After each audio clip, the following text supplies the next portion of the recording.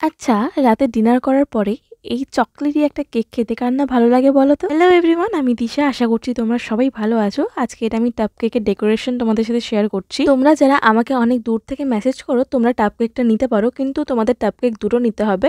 যদি তোমরা একটা নিতে চাও তোমাদের এক্সট্রা ডেলিভারি চার্জ পেমেন্ট করতে হবে। তোমরা কিছুজন আমাকে কমেন্ট করেছো যে আমি কেকের জিনিসপত্র কোথা থেকে কিনি আর আমি কেকের ক্লাস করাই কিনা। আমি কারো কাছ থেকে যেহেতু কেক বানানো শিখিনি, তাই আমি নিজে এখনো প্রফেশনাল না, তো তার জন্য আমি কেকের ক্লাস করাই না। তোমরা কেউ যদি জানতে চাও যে আমি কেকের জিনিসপত্র কোথা থেকে কিনি, আমাকে কমেন্ট করো, আমি পুরো ফুল ডিটেলসে লোকেশন আর সবকিছু বলে দেবো। আমি এখনো বুঝতে পারছি না যে মায়ের বার্থডেতে আমি কি গিফট দেবো। তোমরা অনেকে কমেন্ট করছো সোনার আংটি, সোনার চেন।